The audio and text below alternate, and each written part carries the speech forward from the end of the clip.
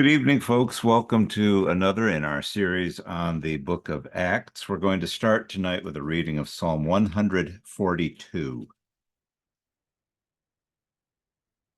because of the first line of verse 7, which ties into what we're going to be talking about tonight.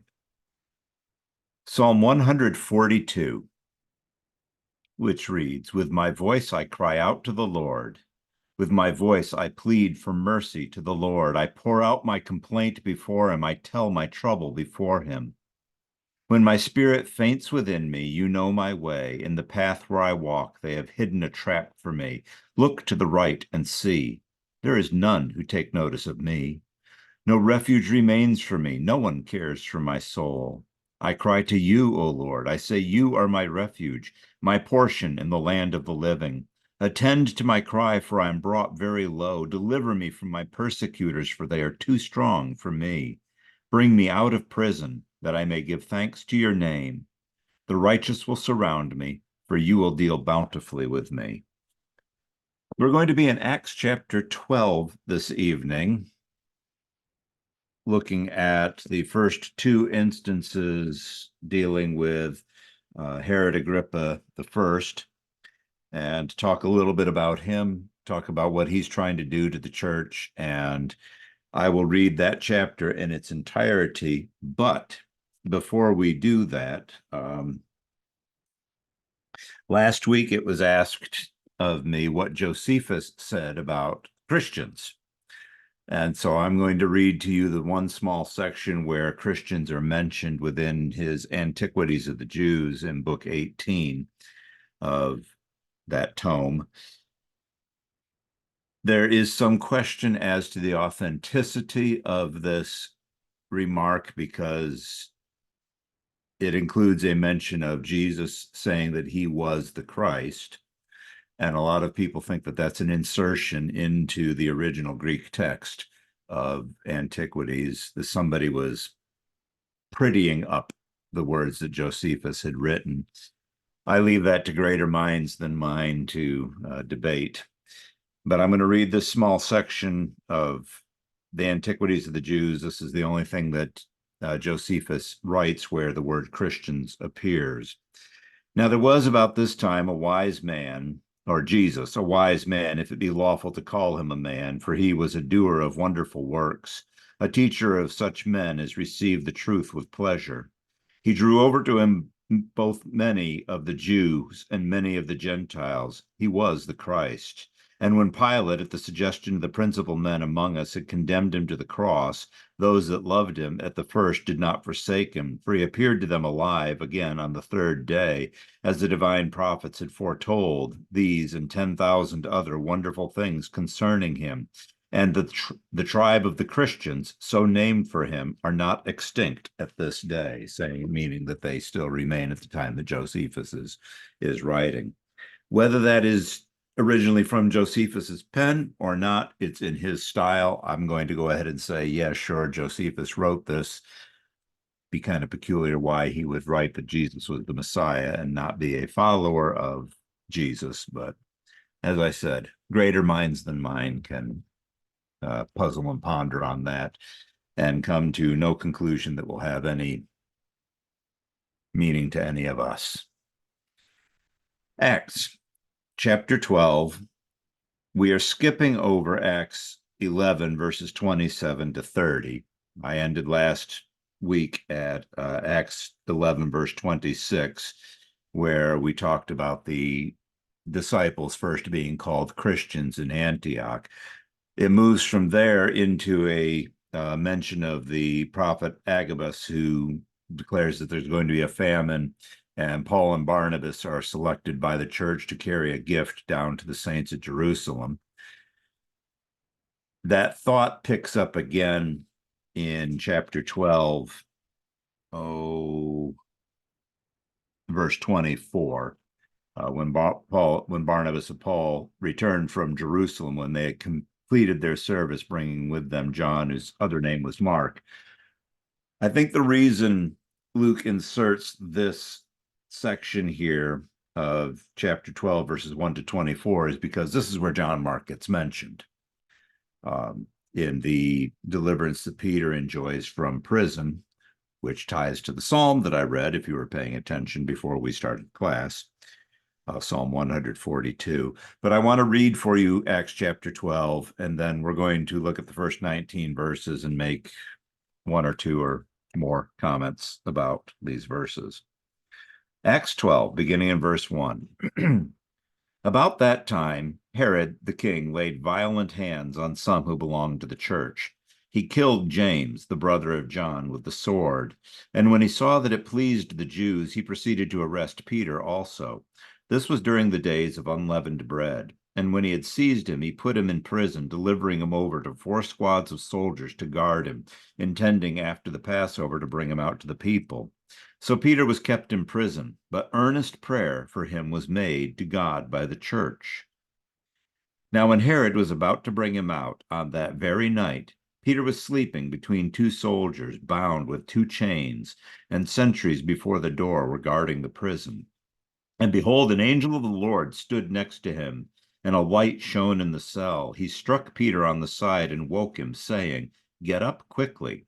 And the chains fell off his hands. And the angel said to him, "Dress yourself and put on your sandals." And he did so. And he said to him, "Wrap your cloak around you and follow me." And he went out and followed him. He did not know that what was being done by the angel was real, but thought that he was seeing a vision. When they had passed the first and the second guard, they came to the iron gate leading into the city.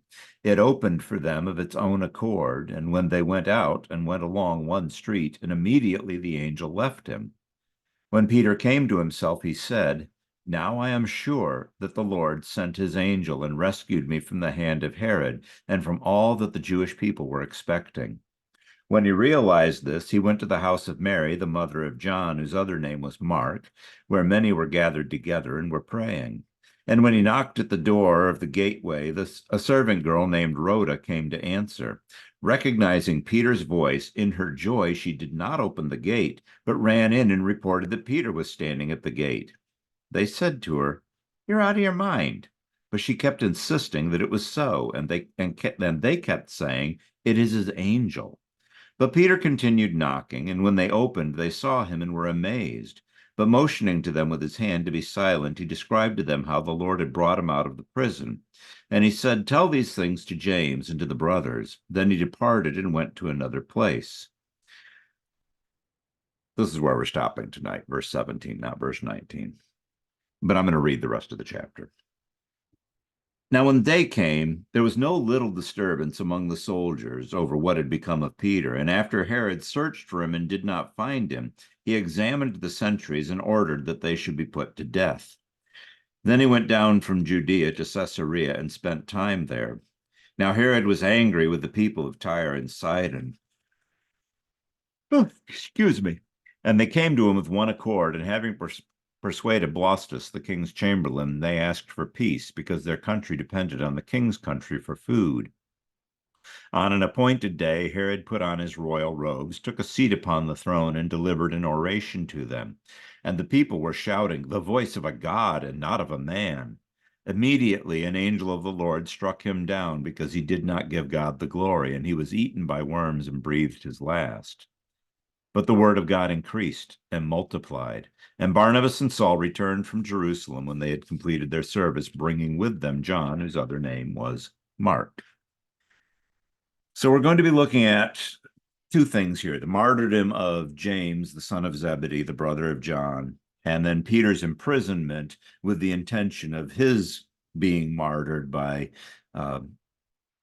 Herod for the enjoyment of the Jews, because Herod has certain motives going on here. Josephus, in writing of Herod Agrippa I, notes that he was a devout king. That is, that he feared God.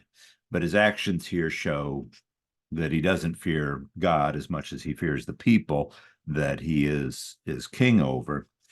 And we'll look at him in just a moment. But we have these 2 scenes here in Jerusalem. Peter is returned to Jerusalem. James, John's brother, is there in Jerusalem. Goodness, I don't know why I'm yawning. Other apostles have perhaps dispersed from Jerusalem on their mission trips, carrying the word with them to the places where they're eventually going to be going. Herod is going to take it into his mind to stamp out the church, to work to destroy the church. Again, I think he is being motivated by trying to please the Jews. I think God is showing us here through the events that befall Peter, he's not done with Jerusalem. He's not done with the Jews yet. There are still many Jews who are going to become believers, and Peter is going to be one of those who's going to be going and preaching to Jews and converting them into the church. He's still at work here in Jerusalem, even as he was at work in Antioch with the number of Gentiles that are being brought into the kingdom. The hostility that was originally in Jerusalem, that was touched off by Saul of Tarsus when the persecution arose against the church when Stephen was stoned, has died down some. But the Sanhedrin and the church are still enemies one of another. The Sanhedrin is still hostile toward the church. Herod, in this context here, he reigned from 41 AD to 44 AD. Those dates are fairly precise, going from Roman literature, which is far more geared toward history than Scripture is geared toward history. The Bible is not a history book. Where it mentions history, it's accurate, but it isn't trying to teach us history beyond the history of salvation. So we have Herod Agrippa I, who was son of Aristobulus, and the grandson of Herod the Great, who built the temple that the devil took Jesus up on top of and stood him on the pinnacle and said, "Jump off and the angel will catch you." The temple that from the time of these events, about 30 years later, is going to be destroyed by the Roman general Titus, the son of Vespasian, who will then be emperor.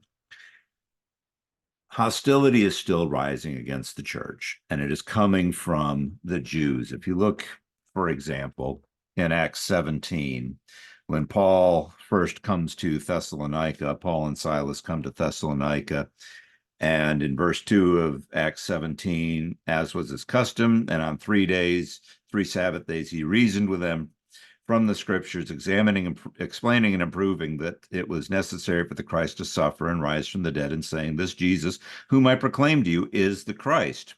Some of them were persuaded and joined Paul and Silas, as did a great many of the devout Greeks and not a few of the leading women, but the Jews. And you will find that sentence, through that phrase, "but the Jews," throughout the book of Acts, as Paul and Silas and Paul and Barnabas on their mission trips encounter hostility and opposition for the spread of the gospel. He goes down to Berea and he's speaking there. We're told in Acts 17, verse 11, "These Jews were more noble than those in Thessalonica, receiving the word with eagerness, examining daily from the scriptures to see if these things were true." But verse 13, "But the Jews, when from Thessalonica, learned that the word of God was proclaimed by Paul at Berea, they came down there to cause trouble too." And you will find you run into that in other verses throughout Paul's mission journeys. It's the Jews who are in opposition, because the Jews still view the Christians as a heretical sect of Judaism, teaching false things, that there is another king, that this Jesus, this carpenter from that know-nothing town of the little dirtwater town of Nazareth, he's the Messiah, really? The Messiah is this big, powerful, and magical figure that's going to deliver us from the hand of Rome, not some pretender who was put on a cross and put to death by the Romans themselves. He didn't conquer Rome. He was murdered by the Romans. How on earth can he be the Messiah? And so they're going to continue to oppose the teachings. Herod was appointed by the Emperor Caligula over Judea as the reigning king, the reigning monarch, subject to Rome. And so he is in power. This is at the time of this writing here, that when it says in chapter 12, verse 1, about that time, Herod the king laid violent hands. The about that time is approximately 10 years after the events of Passover. That much time has lapsed here, and the church has been growing and growing during this period of time. Herod is taking steps here in Jerusalem to try and eradicate the steps or try and eradicate the church. The threat, we're told, comes from Herod, and Luke calls him Herod rather than calling him Agrippa because he wants to tie him back to Herod the Tetrarch of Galilee, who arrested John the Baptist and had him beheaded. And that same Herod is one who conspired with Pilate to have Jesus crucified. Luke chapter 13, verse 31, chapter 23, verses 6 through 12, where Jesus he goes to Pilate first, and Pilate doesn't want anything to do with Jesus, so he sends him to Herod. Herod is great. He had wanted to see Jesus, but Jesus wouldn't do any tricks. He wouldn't perform any miracles on command. And so Herod ended up mocking him and dressing him in fancy clothing and sending him back to Pilate. And so Herod's first move, early when he comes into power, the Sanhedrin, that ruling council that mediates between the Jews and the Romans, Herod is now that new conduit. And so Herod was a people pleaser. Most politicians are. They want to please their constituents because if the people are happy with the king, they don't go around deposing the king. Deposed kings don't usually fare very well in uprisings. They don't get appointed as advisor to the new king. Instead, they're usually put to death and pitched out on a garbage heap someplace. Herod doesn't want anything like that happening, so he confers with the Sanhedrin. What's the problem here? They say that this movement, the way, these people, the sect of the Nazarenes, these Christians who are causing all this trouble. And so Herod violently arrests some of them. His first act after doing that is to have James put to death with the sword. Jesus in Mark chapter 10 and verse 39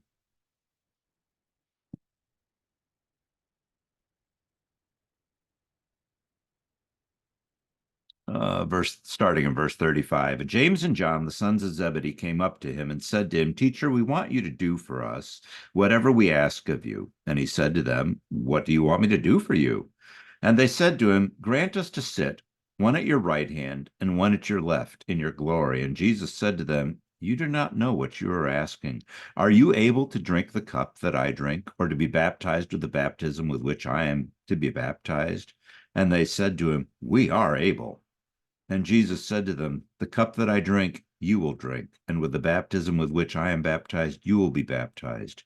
But to sit at my right hand or at my left is not mine to grant, but it is for those for whom it has been prepared. He's speaking of their eventual death. James is martyred. John presumably died as an old man in exile on the Isle of Patmos.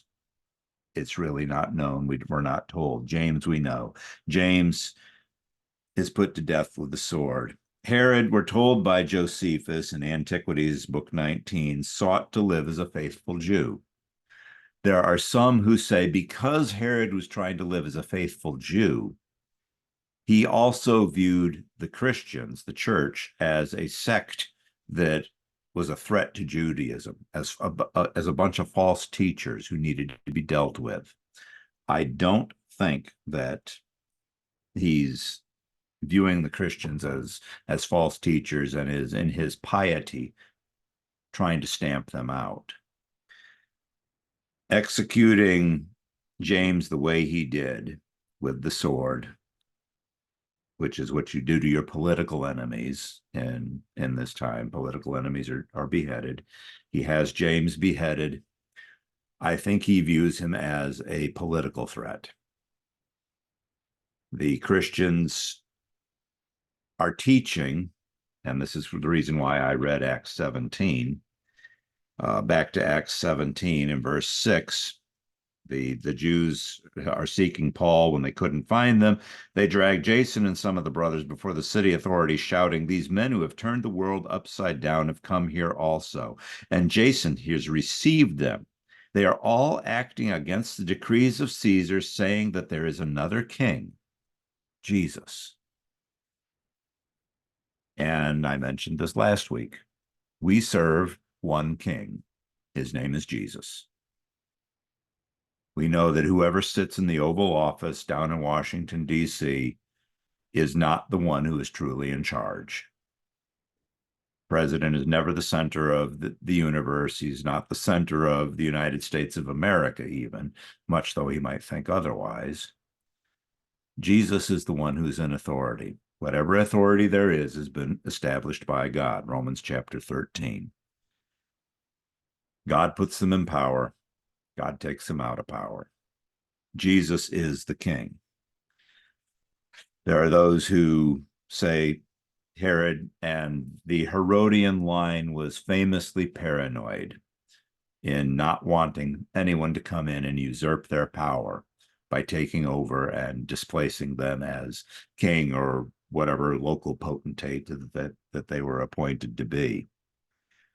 So that's a little bit about Herod. I read purposely the end of it, the rest of chapter 12 to show you his end.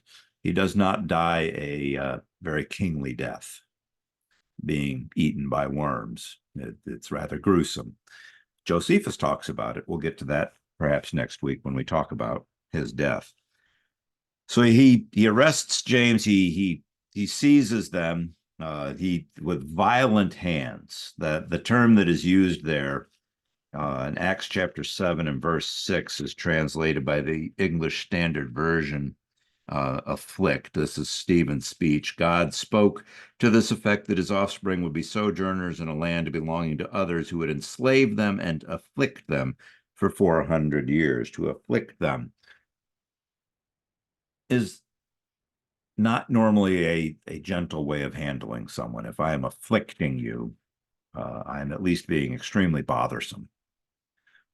Likely I am being painful. Acts chapter 18 and verse 10, again from the ESV. Verse 9, the Lord said to Paul one night in a vision, "Do not be afraid, but go on speaking. Do not be silent, for I am with you, and no one will attack you to harm you. For I have many in this city who are my people." The English Standard Version translates that Greek word as harm you. They're not going to harm you. And Peter uses it in 1 Peter chapter 3, verse 13 to the same translation, to harm, where he's saying, and I can't quote it, 1 Peter 3 and verse 13. Now, who is there to harm you if you are zealous for what is good? Who is going to harm you? Who is going to lay violent hands on you if you are zealous for what is good? James, he is among those who are arrested. It says that he laid violent hands on some who belonged to the church. We don't know how many. Luke is very inspecific. But in this net, he has managed to capture James, who is one of the apostles. So here he has one of the leaders. If you're going to destroy a movement, kill its leader. Movements fall apart if you execute the leaders. So he has one of the leaders. He has him executed with the sword, very likely a beheading. It was tradition, at least for the Romans, it was tradition to strip the person and scourge them before beheading them. So it was not a quick and painless death. The killing stroke, yes, that was painless, but or at least was quick. But what preceded it was not. Verse 3, though, is really a key verse here. He killed James with the sword. When he saw that it pleased the Jews, he proceeded to arrest Peter also. Hey, this made the Jews happy. I chopped this guy's head off, and they all think I'm the greatest person in the world. Let me go get another one of these leaders so that I can bolster my standing with these people. I think that's his true motivation here. He's not looking at the church as a heresy or a spot on Judaism that needs to be scrubbed out. He's looking at the church as a means to establish his political foothold here in Jerusalem. Little does he know that his standing has absolutely nothing to do with how the Jews look at him, but as how the one who appointed him, not Caligula, but God, who put him there in that position of power, he needs to answer to God and serve God in that political office. But I think this shows his motivation here. And it's funny, there's several moments of irony in this, and I'll try to point them out as we come through. And you have here in this verse, Jerusalem's leaders, if you read in Acts chapter 22, or not Acts 22, Luke 22, sorry. In Luke 22, verses 1 and 2, now the feast of unleavened bread drew near, which is called the Passover, and the chief priests and scribes were seeking how to put him to death, for they feared the people. The him there is Jesus. They're plotting against Jesus. But that's that last sentence. They feared the people. They knew they couldn't arrest Jesus openly because the people held Jesus to be a prophet from God, doing wonderful things. So they plotted against Jesus, but were afraid of the people. Here, Pilate is plotting against the church to appease the people. He's trying to make the people happy in what he is doing, which tells me that he's afraid of them. You try to calm the lions that you fear are nipping at your heels, or calm the wolves that are baying after you. You try to please them so that they don't fall on you and tear you to pieces. Frequently, why did the Roman emperors put such gory and bloody spectacles on in the Colosseum? To satiate the bloodlust of the people, who might otherwise look at what the Roman emperors were doing and think, hey, wait a minute. You guys aren't the ones we want leading you. We're going to pull you down and overthrow you. And so they're appeasing the people, give the people what they want, entertain the people. And then they'll leave you well enough alone because they'll think highly of you, that, oh, this is the guy that makes us happy, not the guy who is imposing taxes on us and making our lives a misery. I just think it's a little bit of insight into Herod's mind here. So he has Peter arrested, and he hands him over to 4 squads of soldiers. There's 4 men in each squad. So that's 16 soldiers who are going to guard Peter in 3-hour shifts through the night as he is chained in prison. He will be physically chained to 2 of them. The other 2 are going to be standing at the gate between the prison and the city. And so Peter is chained to them. We've read about the martyrdom of James and the extreme measures that Herod is put in place here to hold on to Peter until after the Passover, because we can't kill anybody on the Passover. That would be to offend God. So we don't want to be murdering any of God's people during one of the sacred festivals. We'll stick to murdering God's people after the festival, and that way it doesn't anger God. Again, Herod is quite mistaken here. So he's kept in prison in verse 5. Peter was kept in prison, unknown how long that he's there, but he's guarded very heavily. But earnest prayer for him was made to God by the church. For what were they praying? Were they praying that he would be released? Were they praying that somehow during his trial, he's going to stand trial before Herod, that Herod would have clemency on him and release him and say, "Oh, you're not so bad after all.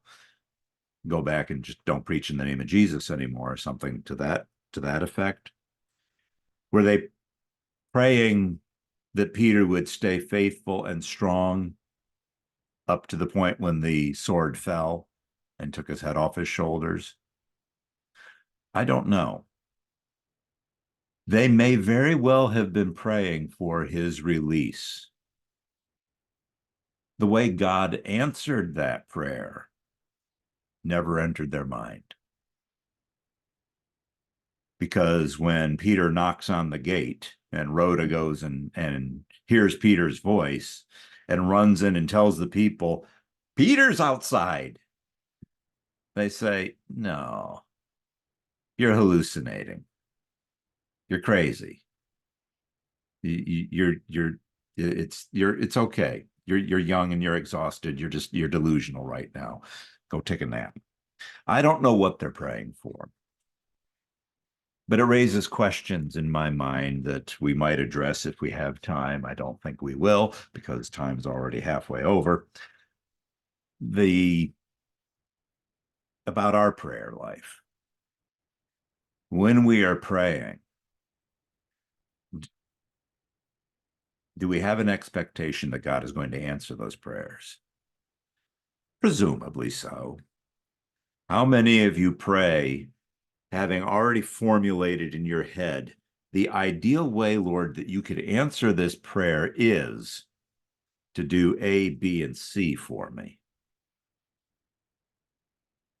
And when God says, "I'll answer your prayer, but we're going to take a rather circuitous route to the end that you want." Bill Moore is praying for patience.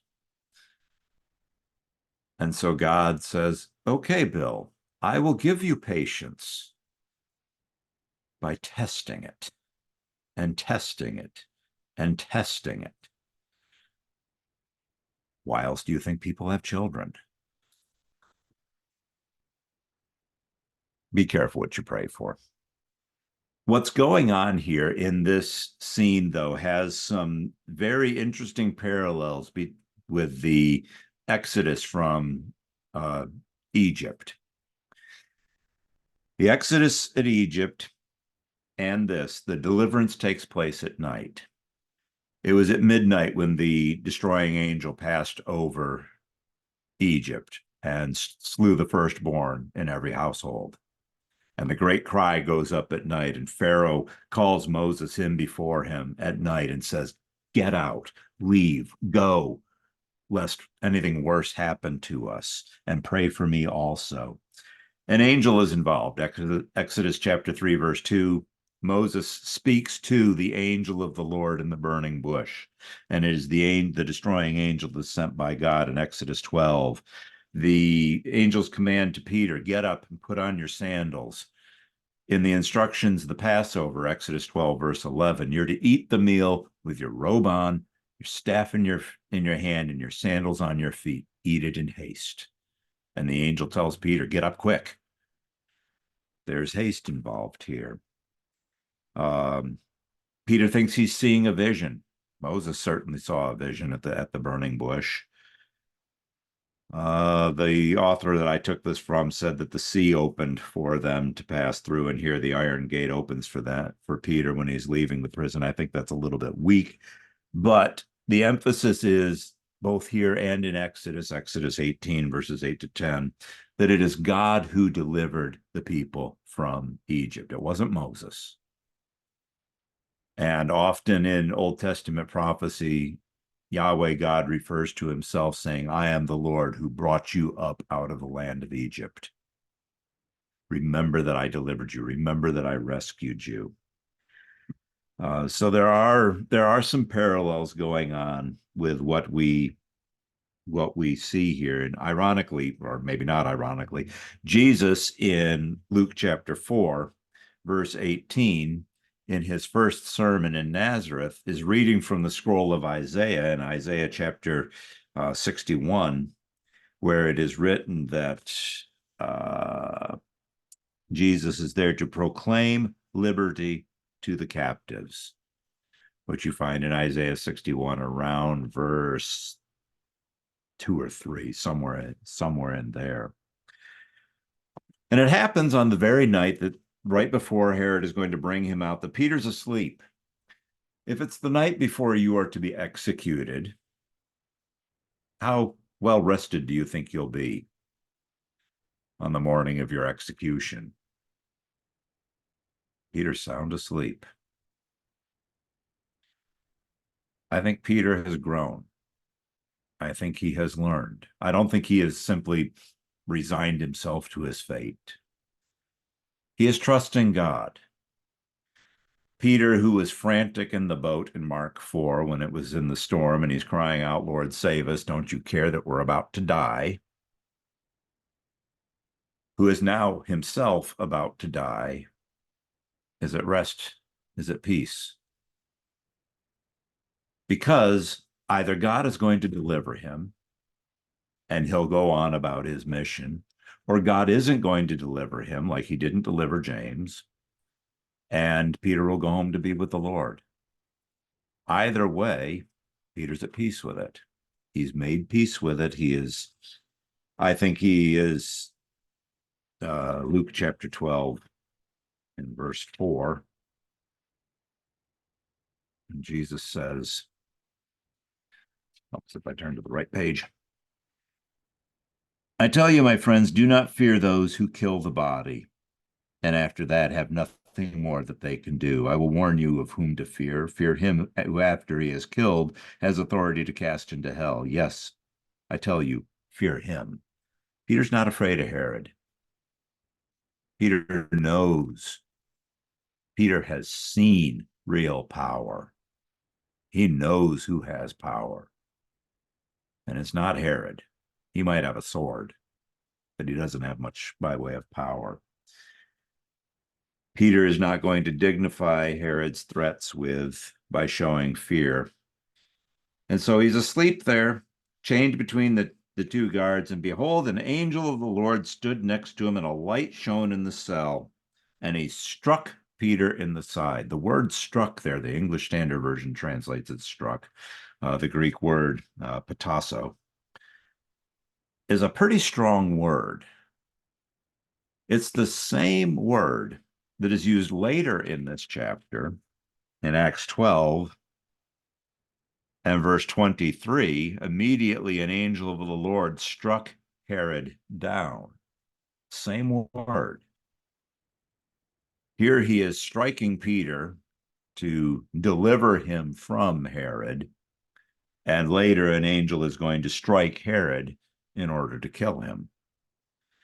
But he's got to give Peter a whack in the side with his, presumably with a staff, to show Peter's really asleep. He is deeply, soundly. In fact, we're told that in verse 9 that Peter, he's not really sure that this thing is actually happening. He thinks he's seeing a vision. And it's not until the angel leaves him in the middle of the street in Jerusalem that he actually comes to him himself and says, oh, that was real. Peter has had other visions before, so we know that at least the one with the sheet being let down. But the light shines in the cell. If you remember in Luke chapter 2, verses 8 and 9, a certain group of shepherds are watching their flocks by night outside of Bethlehem, and the glory of the Lord shone around them. And they heard the chorus of angels saying, "We bring you tidings of good news. For unto you is born this day in the city of David a Savior who is Christ the Lord." The light shines. Where are the guards in all this? Well, they're right there in the cell with Peter. Do they see what's going on? Do you think the God who created the human senses is able to fuddle them enough so that the guards have absolutely no clue what's going on and are utterly unaware? I wonder when they became aware. Um, Interesting, but I think yes, God is taking care of it so that they aren't aware. The angel gives Peter a series of instructions. Get up quickly. Don't worry about being stealthy because the guards aren't aware of you. Get dressed, put on your sandals. If you are fleeing from prison, would you be concerned with, what am I going to wear during my prison break? Or would you just flee? Leave your clothes behind because you can always get more clothes, assuming you get out. But the angel is telling Peter, get dressed. If you remember during Jesus' arrest in the Gospel of Mark, there is a very odd uh, little paragraph where Mark is writing during Jesus' arrest. Oh, let's see, verse 47, Peter chops off the ear of Malchus, the servant of the high priest. Jesus says, put your sword away. Scripture needs to be fulfilled. Verse 50, they all left him and fled. Verse 51 and 52 are interesting. And a young man followed him with nothing but a linen cloth about his body. And they seized him, but he left the linen cloth and ran away naked.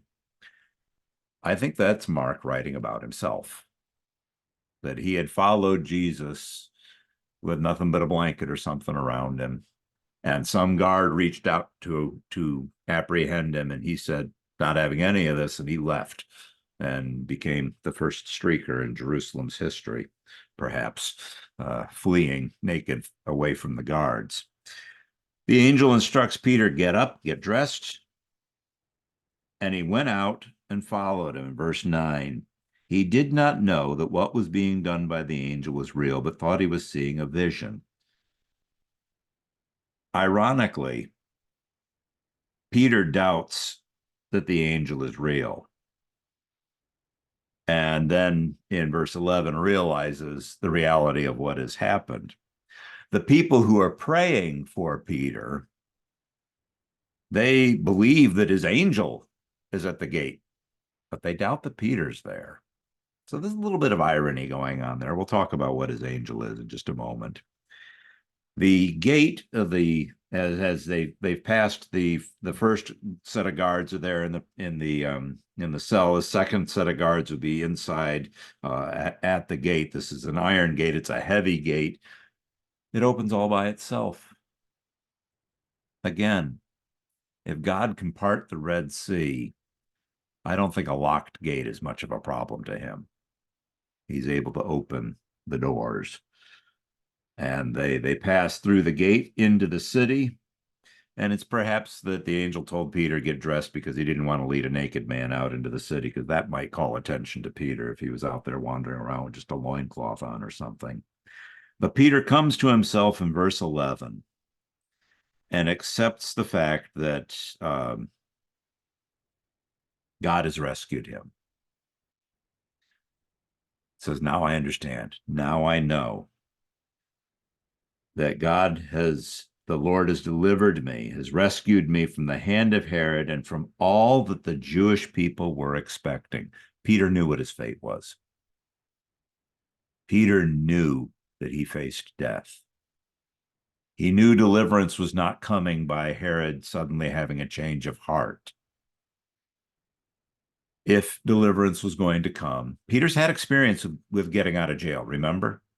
When all the apostles were arrested and they were put in prison, and an angel came in and let them out of the prison in Acts chapter 5. So he's already had experience once with being rescued by an angel. Herod may have heard about that story, and so he took measures to prevent that from happening.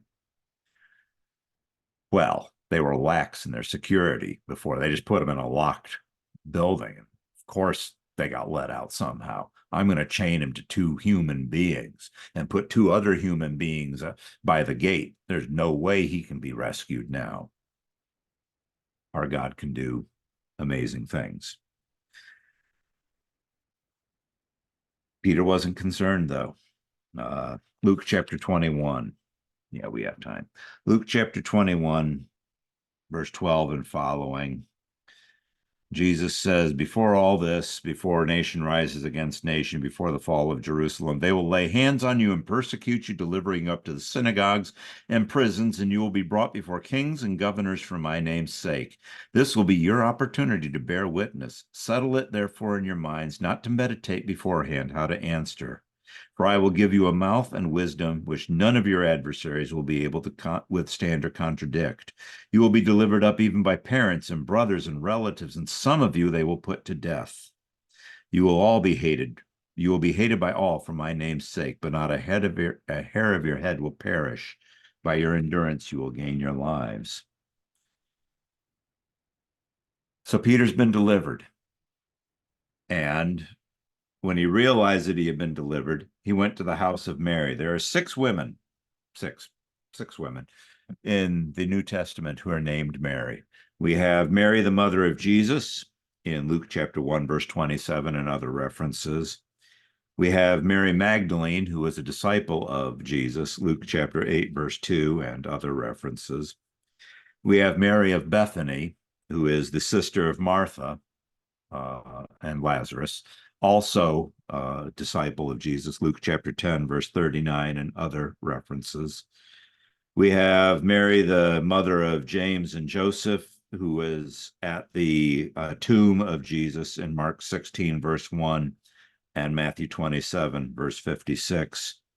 And then we have Mary, the wife of Clopas, a disciple who witnessed the crucifixion in John 19, verse 25. And finally, we have Mary, the mother of John Mark, here. Possibly a widow. She is a wealthy woman because she's inside the city and has a house large enough to have an outer gate, an exterior gate before the door of the house. And so we know that she's a woman of means. House is large enough for a group of people to be gathered there praying for Peter. And so they're there and they're praying for Peter. And Peter goes to the gate and knocks. And this poor girl, Rhoda,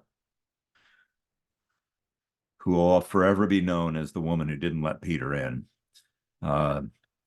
goes to answer the gate and hears Peter's voice. In her excitement, she forgets to open the door and runs back to tell the people. It's ironic that the guards who were chained to Peter failed to keep him in jail. Rhoda, in her excitement, fails to let him into the house where the saints are praying for him. The iron gate into the city opened by itself.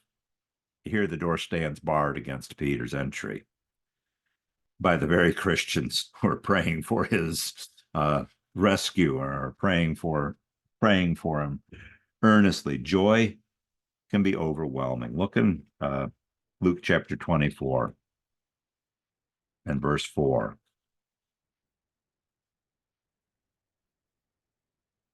Not Luke 24 and verse 4. Verse 41. I don't know why Bill said verse 4. And obviously I meant verse 41. Luke 24, verse 41. And while they still believe, this is when Jesus has appeared miraculously and is speaking with the disciples. While they still disbelieved for joy and were marveling, he said to them, have you anything here to eat? They disbelieved for joy because it's too good to be true. It's absolutely too good to be true. This can't be Jesus. We saw him die. How could he be standing here talking to us? It was too much to sink in and for the mind to process. Joy overwhelmed them, and they didn't know how to respond. They didn't know how to react. They didn't know what to make of it. And so Rhoda goes back and says, Peter is at the gate. They say, you're delusional. You're out of your mind. Um, if you remember Luke 24, verses 1 to 12, the women who went to the tomb and found it empty and were told by the angel, he's risen. They go back to the house where everybody else is meeting and they say, an angel has appeared to us and they said that Jesus is alive. And the people responded saying, that's wonderful news. No, they said, you guys are nuts. You guys are crazy. You haven't had enough coffee. But a few of them go and investigate, namely the apostles. And they come back scratching their heads in wonderment because the tomb is empty, just like the women had reported. And so she insists, no, he really is. And they say it is his angel. Some people say that's proof that there's such a thing as ghosts because they said, no, it's Peter's ghost that's at the gate. First off, they don't say ghost. There is a Greek word for ghost. The Greek word in this text is the Greek word angelos for angel. It is his angel that's there. Infrequently, meaning twice, in the New Testament, the Greek word angelos is used to speak of human messengers. In Matthew chapter 11, verse 10, it's used of John the Baptist. I will send my messenger before you.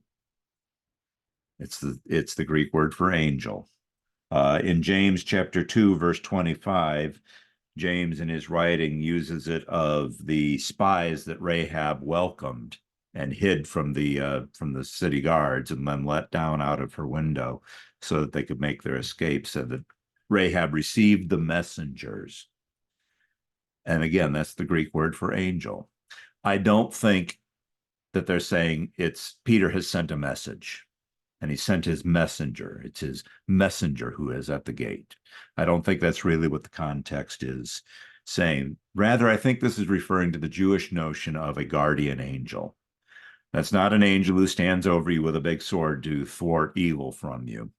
But it's a thing that is common through Greek literature. You find it even in scripture in a few places. Daniel chapter 3, verse 28. Of the fourth man in the fire with Shadrach, Meshach, and Abednego.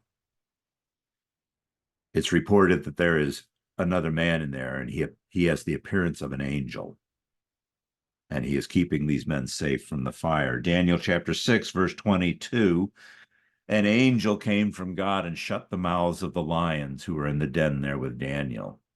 So Daniel got to spend a night there petting the lions, and they couldn't eat him. Matthew chapter 18, verse 10, Jesus uses it, saying, let none of you despise these little ones, speaking of the children, for I tell you that their angels always behold the face of my Father who is in heaven. And in that context there, he's speaking of oppressing the children, of acting unseemingly toward them. And he says, they have angels who are reporting to my Father.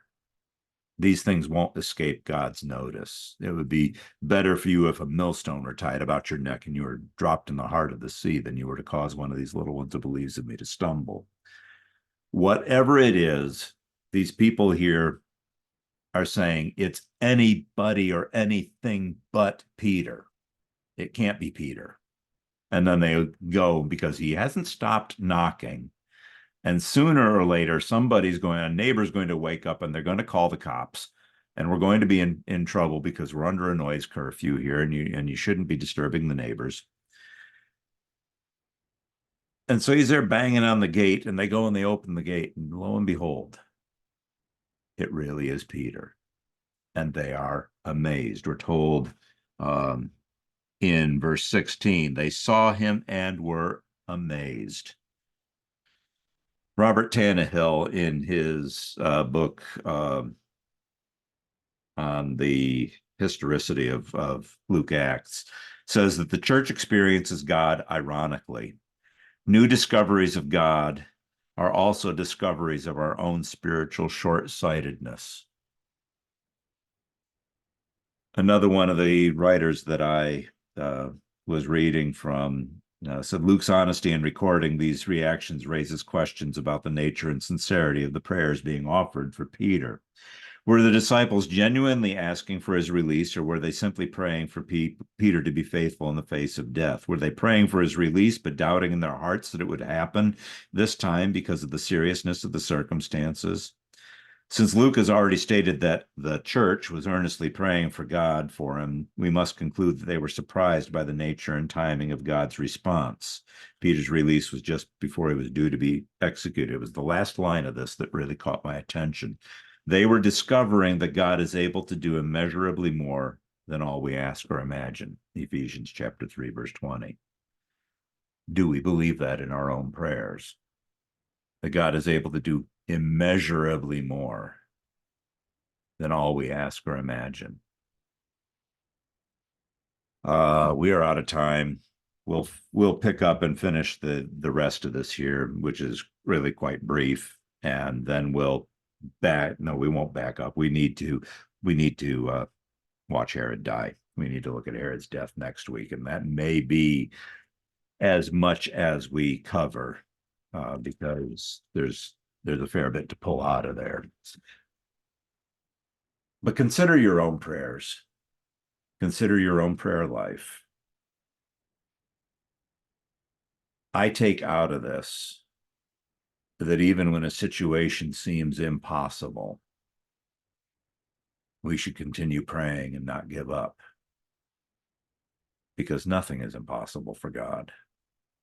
God can do more than we can ask or imagine,